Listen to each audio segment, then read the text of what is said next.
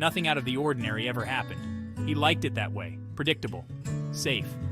Ethan never thought much about the future. He was content with his life as it was. He had good grades, a loving family, and a comfortable home.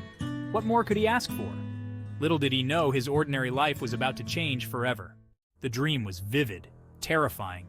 Ethan found himself in a dark alley, the air thick with the metallic scent of blood. Two crimson eyes glowed in the darkness, sending shivers down his spine. He tried to run, his heart pounding in his chest, but his legs felt like lead. He was trapped, helpless in the face of the unknown. A cold hand reached out, grazing his skin with icy fingers. Ethan woke up with a gasp, drenched in sweat.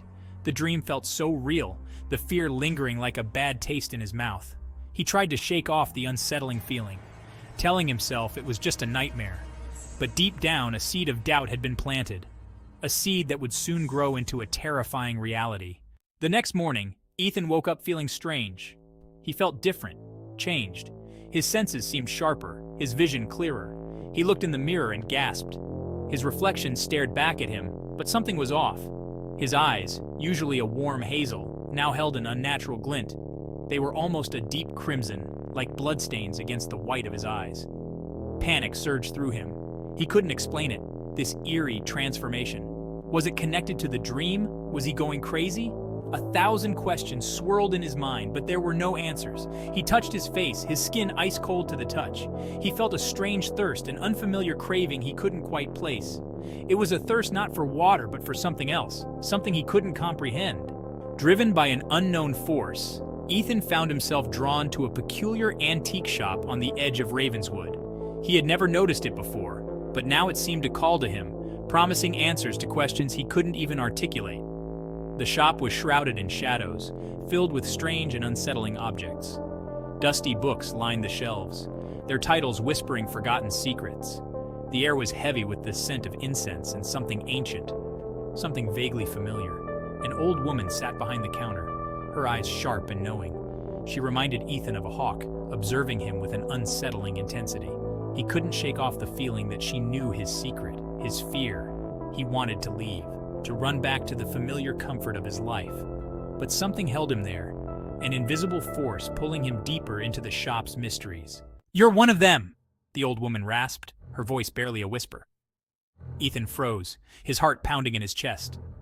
He wanted to deny it, but the words caught in his throat. He knew, somehow, that she spoke the truth. The old woman smiled, a chillingly knowing smile. "Don't be afraid," she said, her voice surprisingly gentle. "I can help you understand."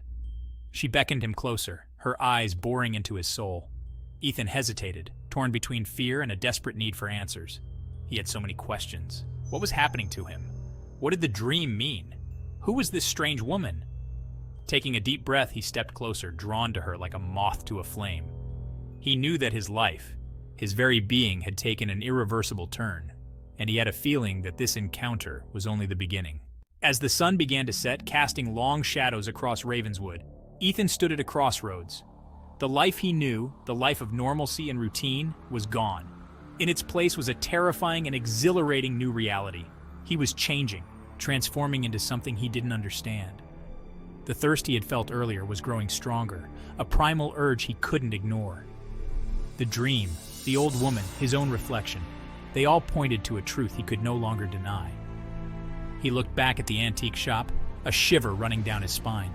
The old woman's words echoed in his mind, a promise and a warning.